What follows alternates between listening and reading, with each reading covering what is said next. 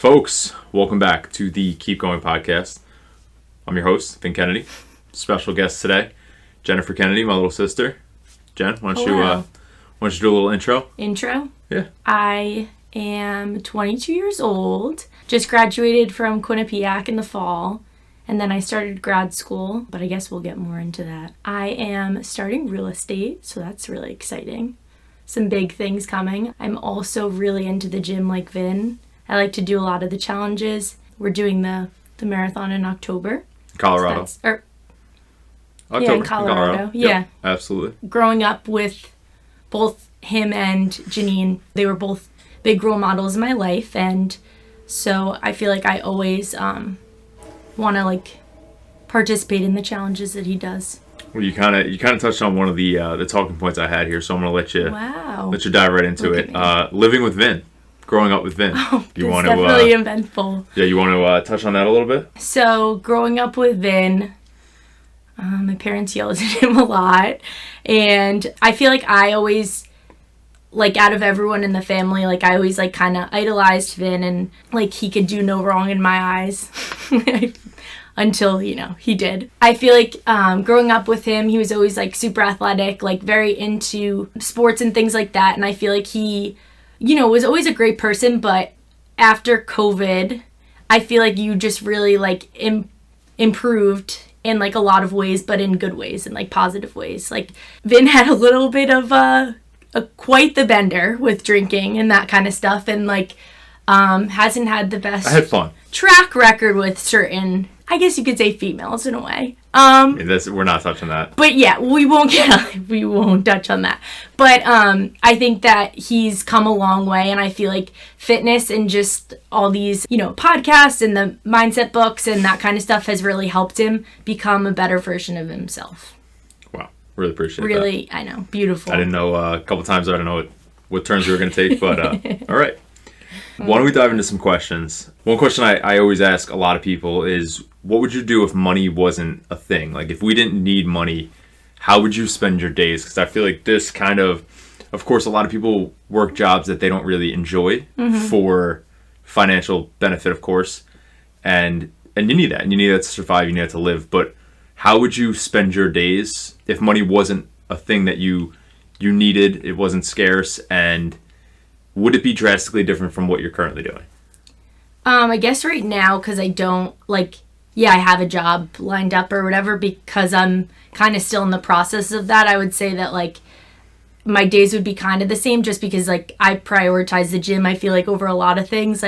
I'm 22, but I don't and I'm not trying to cut you off, but I think that's a good place to dive a little deeper in, because that's something that I feel like for the longest time you never understood that I did. So you said you prioritized the gym. So obviously growing up with me, a while back I fell into fitness. And from there I've always kind of gotten kickback from, either you or Janine, or Janine is our older sister. She's pregnant right now. It's really eventful. Or mom and dad. And I think that's something that you guys never understood for me personally, but now you're at a place where you fully understand that. And the gym is I would say probably your main priority, which there's nothing wrong with. Yeah. It's your health, it's your fitness. It's funny because I feel like we said this other day, a couple weeks ago, or even a couple months ago. I was saying to him, what did we have? Some kind of family. I think it might have even been Mother's Day, but we were trying to plan out what we were gonna eat, and even just when we were gonna be able to go to the gym and that kind of stuff. And it's I just always would find excuses to kind of just be I don't need to go today. But I feel it was also because I was so new to it, so I didn't get the love for it. But I feel now it's almost the what's that word? Delayed gratification. For so long it was kind of it also was my fault because I wasn't really prioritizing my nutrition. But for the longest time I would just be I'm gonna go to the gym and eat healthy, and then all of a sudden I'd go on a bender and eat a bunch of cake or something. When she says bender, it sounds like we have drinking problems. We don't have drinking problems. What we tend to do, and I kind of touched on it in other episodes, is we binge eat. And then a lot of people, what she referred to as my drinking earlier, was I binge drank on the weekends, which I feel like a lot of people do. Doesn't justify it, but of course it is. It's became more normal in our society, which isn't good. But that's what she's touching on when she says a bender is our binge eating. But sorry, continue. Yeah, I just feel like for the longest time, I just like would do all these things, and I would say that I was gonna, I would try to make these promises to myself, and then I wouldn't keep them. And then, I don't know, one day I just kind of was like, you know what, like I'm going to the gym and I'm not, like I would take progress pictures and I was kind of like, I'm seeing the slightest progress, but I would see like the kind of results he got or like the fitness influencers that I followed, and I was kind of like, not even to compare, but I was like, this is something that I can do, but I'm not helping myself here. So that's why I started to like prioritize my nutrition and even training and things like that. And so that's why I think when it comes to me understanding him better, it's like, it is true, because I didn't for the longest time, because I was just like, I don't get why you can, like, how you can like prioritize the gym, or like why you don't want to eat like, all these crazy food and that kind of stuff, or why you don't want to drink. But like, it's like, once you get to this point where you see the results, you just want to like keep striving for more of it. It's not even seeing the results, but it's feeling it. Like, you just feel better. You feel more confident. You feel mental clarity. You feel your joints. You're lighter. You're lighter on your feet, for lack of a better term. But you just move smoother. You have less aches and pains. Even a lot of people obviously have stomach issues, and certain foods don't agree with them. But when you start eating healthy whole foods, a lot of the that people deal with just kind of goes away. Yeah. And then, that kind of touches on something I wasn't really going to bring up, but it leads right into it. So obviously you've been working with, we don't have to name names, but you've been working with someone that's been helping you out with the diet. And how many weeks has it been? This, I think it'll be 3 weeks on Wednesday. I'm pretty sure. Obviously people could go into the gym every day. If you don't lock down your nutrition, they say it's 80% of it. I think it's like 90% of it. Yeah. I mean, we actually just spoke about this. There's so many people that go in the gym day in and day out, and I was one of these people for years, and you don't see any change. And then when you really lock in nutrition, that's when things really start to change, and that's when your body really adapts and you see progress. But so how has that been for you? I feel like for the longest time, like even then, so I would say like end of summer, winter, beginning of winter, I was like, okay, I'm gonna start like locking down and eat better and things like that. But like I didn't even know like where my maintenance calories were. So I guess you could explain that if that's we're not really nutrition, but real quick, just to break that down. So you have a base level where you won't gain or you won't lose, and it's funny you say that, because a lot of people, I don't think people should be tracking long term personally. Something I'm doing right now is I'm intuitively eating. So I'm eating. I roughly know just from tracking where I'm falling around, if I'm eating in a deficit that day, if I'm eating in a caloric surplus, but people don't even know any of it. So I think tracking to start kind of helps, just so you have an idea. I get crazy with the numbers myself. That's why I personally have chose to just intuitively eat healthy whole foods and take it from there. And I think it's a better way of living, because a lot of people can't eat out of containers for their whole lives, and they shouldn't. I mean, it's a sick way to live. Yeah. But you could I just feel like it's like I didn't really know, like I knew nutrition, and I know like you have to eat vegetables and that kind of stuff, and like chicken and like whole foods are great, but it's like until you actually do that, and you like I've really only been eating whole foods, and then I have like 1 scoop of protein, so it's like for the most part nothing's processed, like nothing comes out of a box. And I feel like, what kind of stuff are you eating? I eat sweet potatoes. So I mean that's a big thing too. For the longest time I was like, carbs are so bad, like I'm gonna get fat from this, but that's not the case either. And then what else do I eat? Ground turkey, chicken. I could have like steak if I wanted. What I like about this plan is like the way that I chose to do it is he gives me a list of foods, and I can choose which foods I want, and then it'll say the amount that I'm able to eat. So he's basically breaking it down for amounts per macro. Yeah, so it's like how many, so 1 fat, and then I go to the chart, and then it'll say what it is, and then like protein and carbs. And I feel like this made it so much easier for me, because I'm such a like mental person when it comes to all this food stuff. Like I tend to just overthink it, and then I'm like, well, I had like a little extra of this, so now I could have a brownie or something. Like I used to do that a lot, and now I've kind of realized that I could fit in. I always tried to type. Literally, I would try to fit in everything. Like there's a lot of a brownie. Like, I would go to a restaurant and something would be drenched in sauce, and I'd be like, oh yeah, no, I could fit this in, and like the sauce alone was like crazy. But I feel like this made me so much more conscious of like what whole foods can do for you and how like beneficial they are. I didn't really do this when I was training for my marathon, so that I kind of regret because I wish that I would have ate like. I was eating good, but I wasn't eating as many whole foods. I was having like a lot of scoops of protein and that kind of stuff. But I noticed even a huge difference in my like body composition as a result of just eating whole foods. So what kind of gains have you seen from your current meal plan? I'm like leaning out a lot, which is good, I guess. Also, I just feel like I'm like mentally more clear, I guess, and I have a lot more energy. Like I'm not hungry right now because I feel like whole food just keep you fuller for longer. So. And the clarity. It's coming from not eating the processed. Yeah, and not overdoing it. You know, a lot of people don't stop when they're full. I have a big issue with it myself. Even earlier today, I was full and I was still wanted to eat food. So I'm personally in a place where it's weird. I enjoy vegetables, so I had green beans and broccoli, but it's still you need to know when to stop, and sometimes it's hard. A question people may be asking. Of course, I'm not a dietitian. I'm not nutritionist.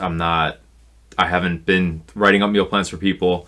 For very close friends, I've been trying to help, but nothing legitimate. And you may ask, why aren't you just helping your sister? And because she won't listen to me. She won't take it serious. I could give her a plan, which I did for the half marathon. I think it benefited you. Yeah, it did. But long term, it'd be like, well, you're telling me what to do, and I think it would lead to her resenting. Right. Maybe getting a little angry when, obviously I'm not going to cut her calories drastic or do anything ridiculous, but I think it would just would be a recipe for a disaster. Yeah, I think accountability is like a huge thing too, and it's like for someone like Vin, not that I wouldn't hold myself accountable, but sometimes like it's not that I just got the coach I did to learn about my body, but also for the accountability aspect, because like, you're now like someone else is, asking you like, did you stay on track and this kind of stuff, and like you don't want to let them down even if you don't, know them well or anything. Like it's still just like one of those things, and this also leads to,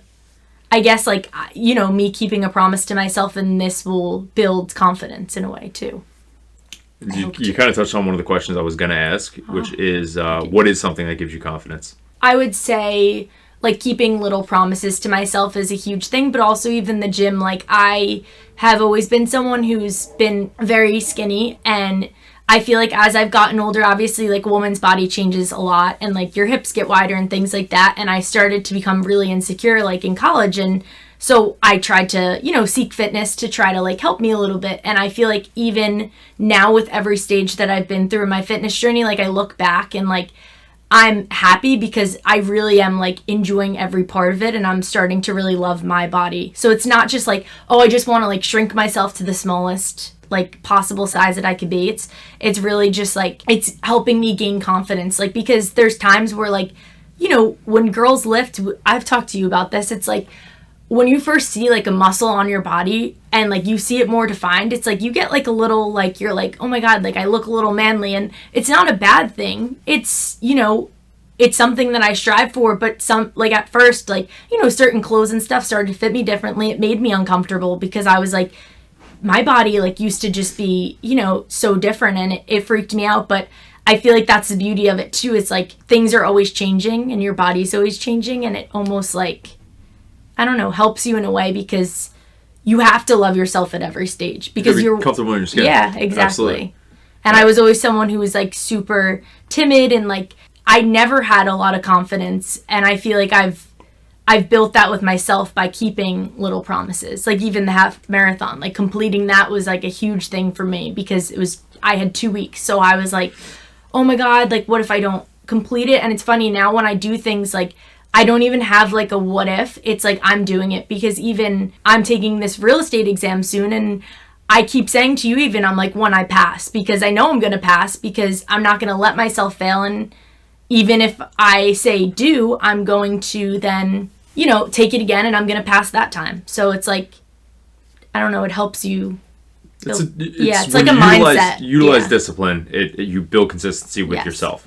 And you keep those promises to yourself, and you create change, and you create positive change, and you create a better environment and a better life for yourself. And you touched on it, the changing paths. So obviously you mentioned earlier that you were in grad school. Now you just mentioned you're taking a real estate exam. So obviously you're pivoting. You know, obviously I switched from being a police officer to a loan officer. Now we're going to be directly in the same field. I mean, you're literally following me, but it's Besties. fine. But how do you feel about this, like, career change, or, I mean, not even career change, because you didn't even do it. Really start any other career. No, but I mean, you went to grad school. It's obviously a big step and a big accomplishment. But kind of go into depth a little bit on that. So I went to Quinnipiac and got my bachelor's in science for psychology.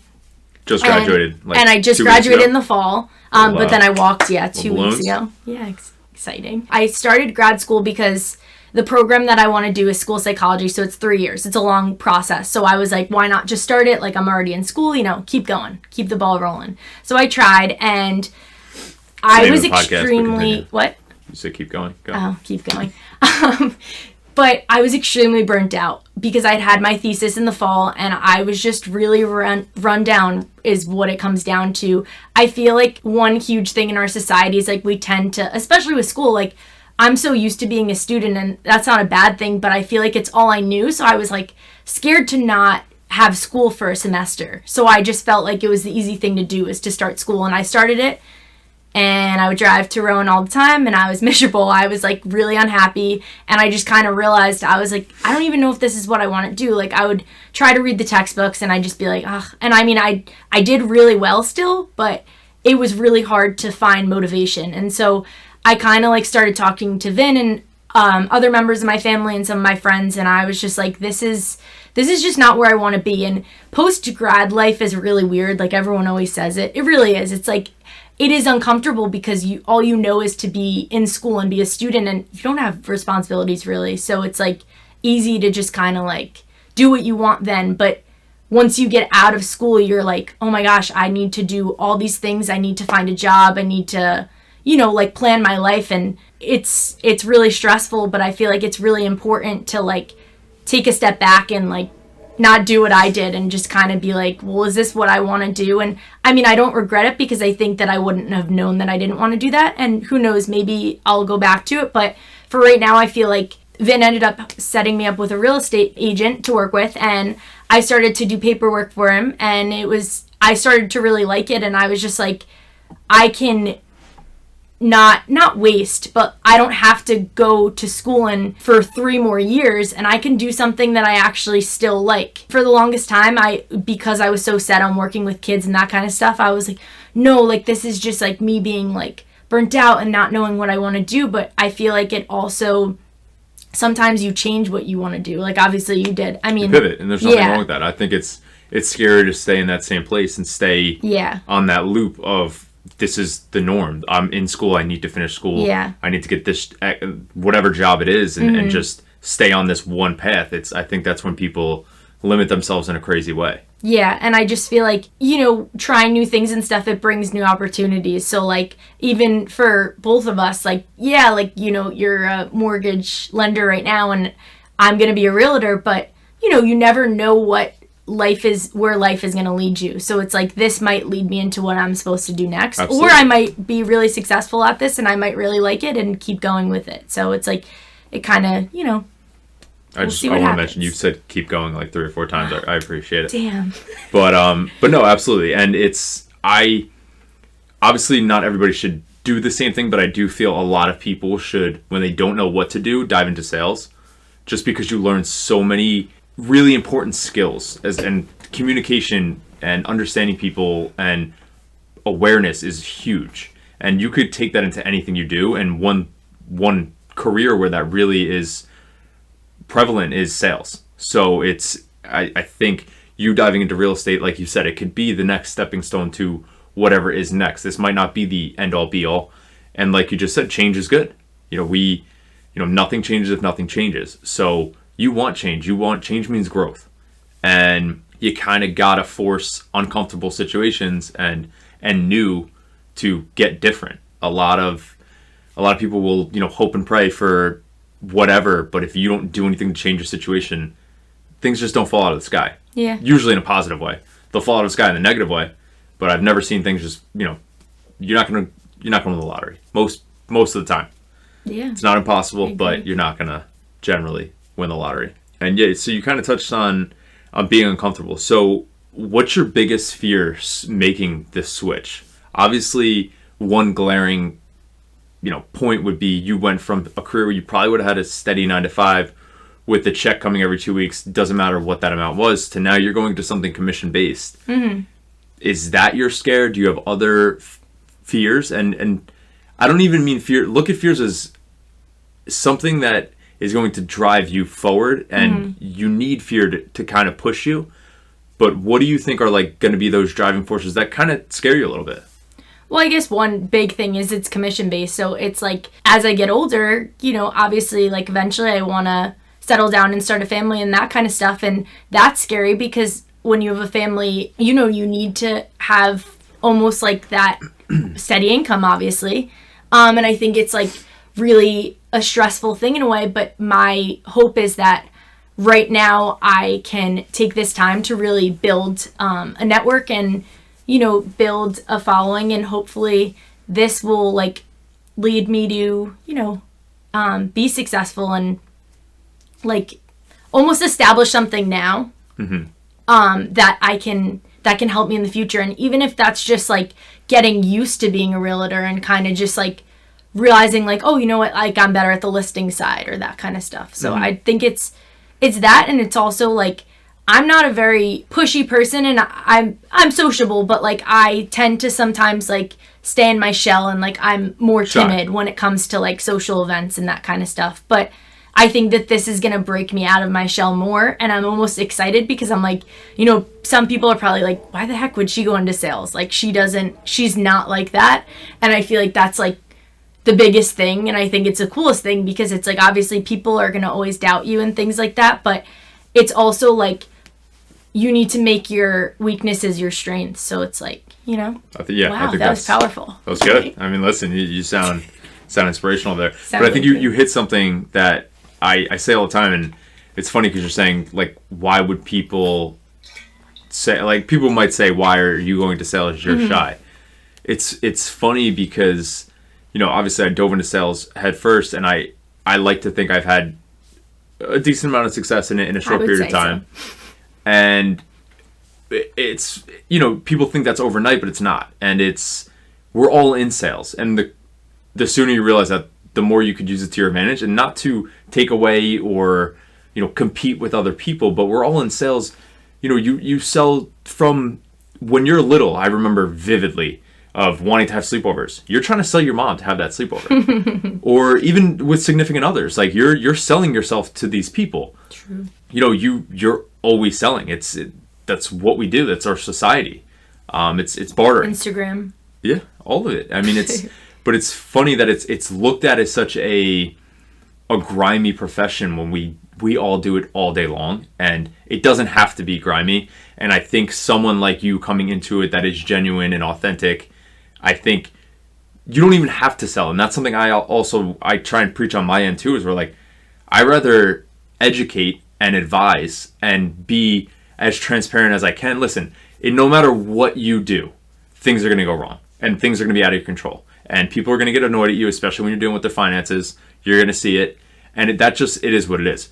But, just trying to be as transparent as you can. And you're going to be learning as you go. Listen, I'm a year into this. So, I'll never know anything, but I'm learning a ton. I've learned a ton in the first year. And I've made a bunch of mistakes. And, you could just be as transparent as you can and as genuine as you can. And when you care, there's a certain level that it seems like you're selling. You're really not. You just care. Like, you heard me, even, what was it, a couple hours ago, I was on the phone with a lady, and it was a new client just calling. She was a lead. She's looking for a pre-approval. And you heard the baby crying through my headphones.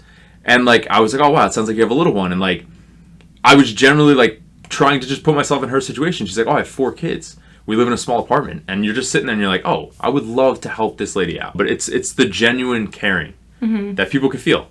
Well, I think that also goes back to why I didn't want to stick with what I was doing, because it's like, if you do something and you're not passionate about it or you don't care about it, it's really hard. Well, if you're not passionate about it, it's hard to care about it, really. Right. And it's hard to like put your all into it. So I didn't want to go into something that I was like, you know, half.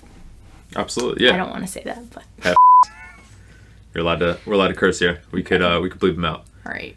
So with that, talking about change, making yourself uncomfortable, you know, a big thing I've always utilized in my life is, obviously you have self-belief, but there's the belief of others. For me, it's been a bunch of different people along the way, and it kind of goes back and forth between people of, you know, sometimes you're not always the most confident, or you don't always have the most self-belief. So sometimes you get it from outside sources when you need it. It's just law of attraction type stuff where it comes when it's needed most. Even this podcast, for example, there's a couple people that have really been supporting me, leaving and sending me really, really nice messages and just kind of pushing me along, where it's like, you know, this is uncomfortable. This isn't normal. You know, not normal, but it's normal now. But for me and for most of the people in my environment, in my circles, they don't have podcasts. So it's putting yourself out there in a new way.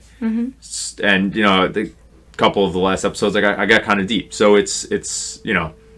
Being vulnerable. Right. And so really, that's a long-winded way to say, who has helped you and who's been that person or people that have helped you believe in yourself, maybe when you lacked a little bit of self-belief or when you needed it? Yeah.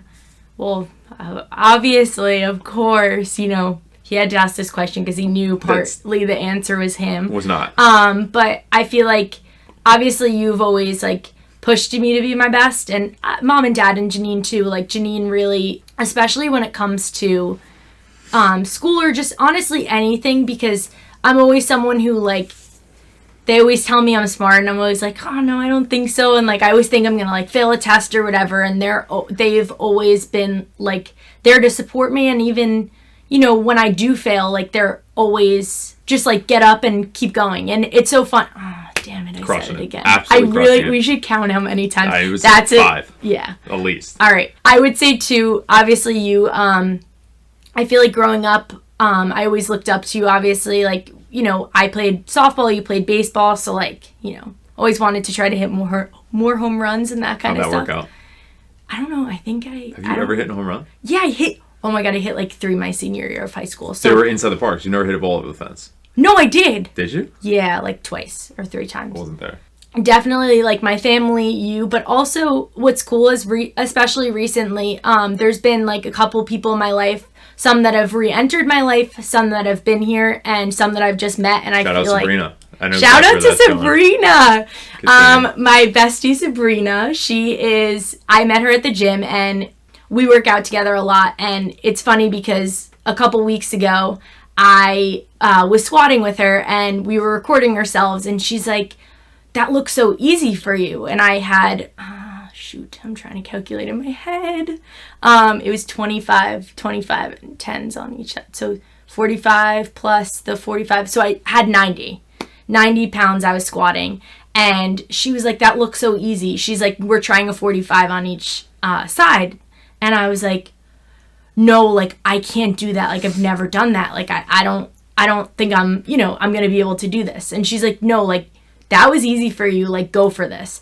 And it's cool because it's like, it's something that I probably would have never pushed myself to do, especially too, because I didn't have a spot. So, like, you know, that's obviously a big thing. I don't do legs, so. Yeah. I'm kidding. It's clear. But so she just kind of pushed me, and I thought it was really cool. And I love our relationship because we, like, push each other to be better, you know? So it's, like, a good friendship to have. And also, my bestie, Sarah, is also a big supporter of mine.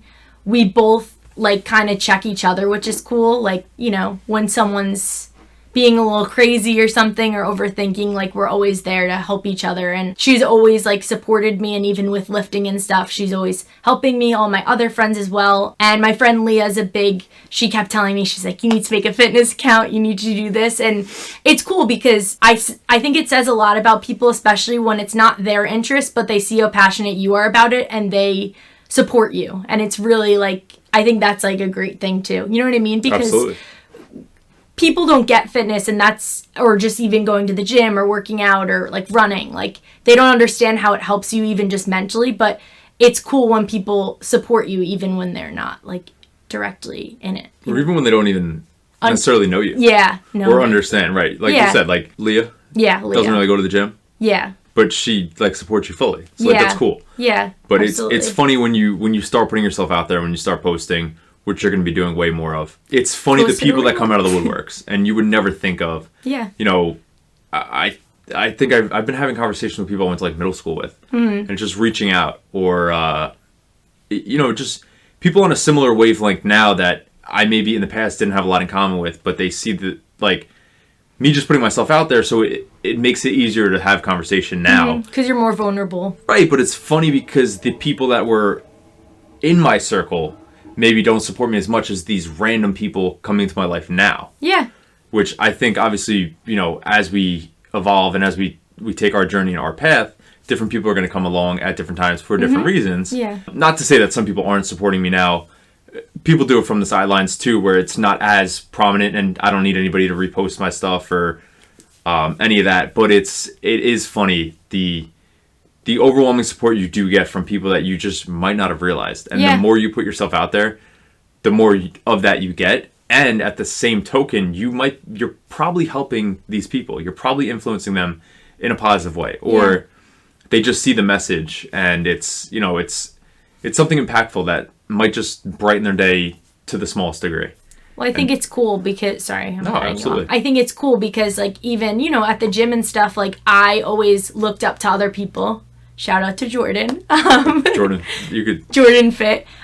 She was someone who I have always looked up to, and I always, like, followed her workouts and things like that. And it was even when I was going through the motions and I didn't even understand working out. And then Vin talked to her once, and then I ended up working out with her, and it's so funny because I feel like since then I've like opened up this new window of like, I don't know, like I pushed myself way more at the gym because I realized I was capable of more, and she's like just a really like great and like inspiring person, and it's cool like how much she pushes her body and stuff like that. But I think it made it real for you. It made it achievable. Yeah, like exactly. You went through a full workout with her, which was awesome for her to do. Yeah. She's cool. Really down to earth and cool. Yeah. And everyone should definitely follow her.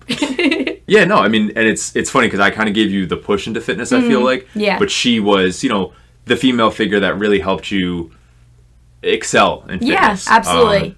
And obviously, like, I still have a lot to learn, and, you know, everyone always does. Like, you're always going to have to learn new things, and no one is going to be perfect at every exercise they do. You know, like, there's always going to be little critiques, I guess. Absolutely. And I always say to Vin, like, before I'm going to post something, I'm like, oh my God, I think my form isn't good in this or this and that. And, like, what I've kind of realized now is you're going to grow and you're going to change and you're going to improve it. So it's like, why not post it now? And, you know, also it's helping other people. I talked to this girl at the gym, and she was like, you look so good and all this stuff. And she was even saying, she's like, I want to be able to lift like you. And it made me feel so great because it's so cool to almost be like that role model.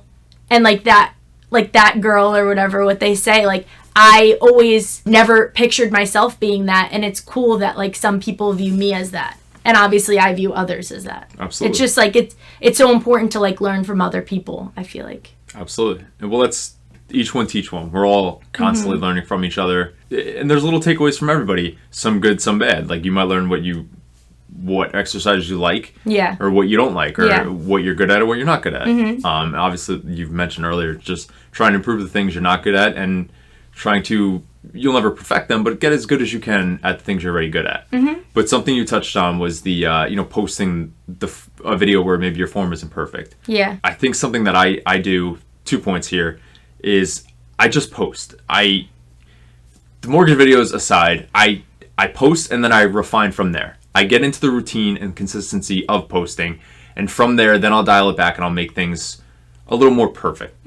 But mortgage videos, I still need to work on. I need to sit down and do a proper setting. But the car, I mean, we're getting a Tesla soon, so maybe it's a better setup. I didn't even mean it like that. I'm just saying. No, I'm kidding. But so there's that. I think it's just post, because people are using all the excuses in the book not to put themselves out there. Yeah, I do it all the time. Right. I always say to him, I'm like, oh my God, or I'll be like, oh my God, I like look weird there, or like this angle's not flattering, or this and that. And like, I've just kind of gotten to this point where I'm just like, I mean, obviously there's still stuff I don't post exactly. At the same time, like, I'm doing it for me and to help others. So like, I don't. Well, there's going to be people that hate regardless of what you do. I mean, you could cure cancer and people are going to hate on you. Yeah. That's just how it goes. Yep. So, and you just maybe think of another point where you just said maybe unflattering angles or something like that.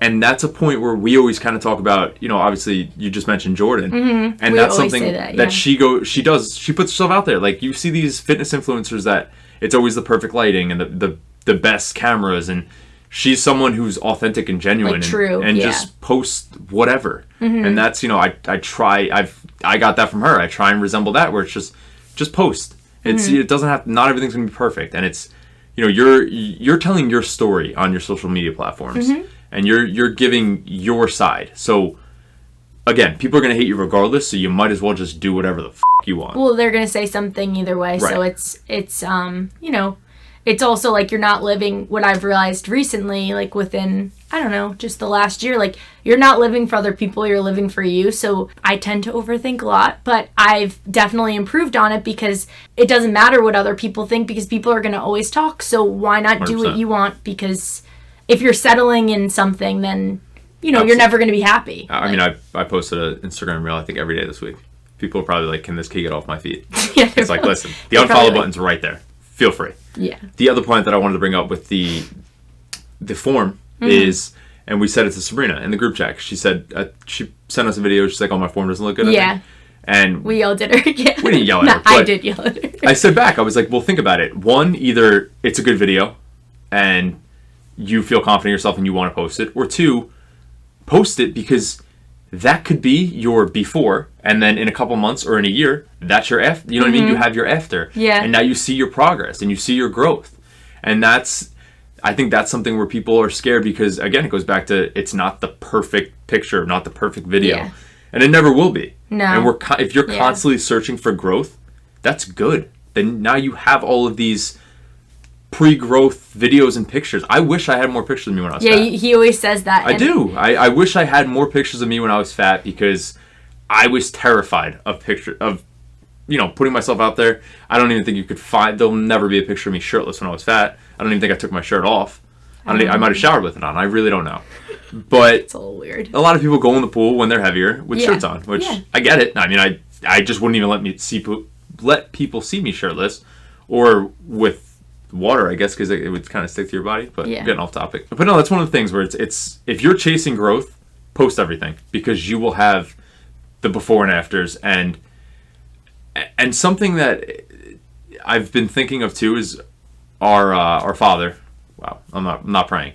Our dad always says, he always brings up like a couple stories. Love the guy. Oh my god. He'll bring up like how he met Arnold Schwarzenegger, and it was like, you know, I mean, I've heard the story 3 million times. Great guy. There's no pictures. There's no videos how he of this. Was jacked. Every dad was jacked. Every dad has a gut now, but was jacked. Yeah, full six pack. Okay. Yeah, I mean, like insane. You know, whatever. But there's none of it. Now we live in an age where all of this can be recorded. So, you know, I want children one day. I know you want children one day. We're going to have families. Your kids, my kids, they're going to look up to us as role models. Maybe I have girls, you have boys. They look up to me. They look up to you. And, you know, what does your life resume say?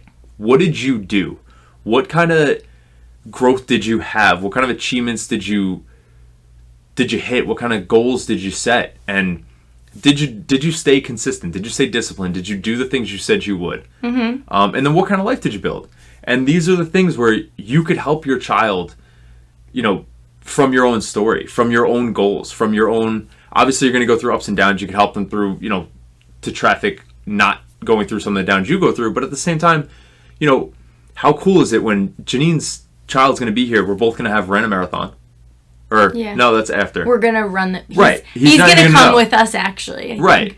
But he's, you know, when he's of age to even realize what's going on, he's going to, you know, we ran marathons. You ran half marathons. You know, I did a bodybuilding show.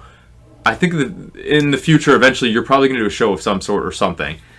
I'm considering it. We'll see, okay? So, you know what I mean? But there's going to be all these things. And it doesn't have to be fitness only. You're going to switch into a career. Yeah. Now you showed...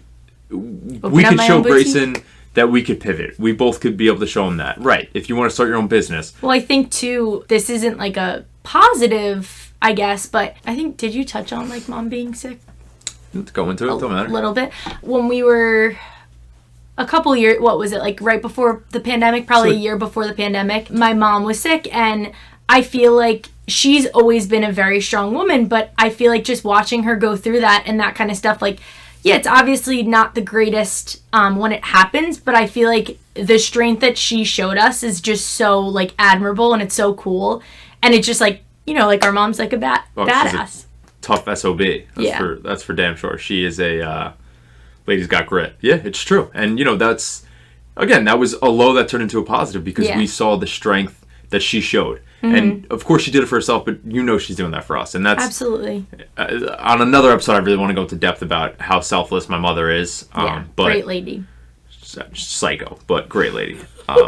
Italian mothers. All right, and let's wrap it up with the last question. What keeps you going? This is the Keep Going podcast, so we have to ask it. What keeps me going?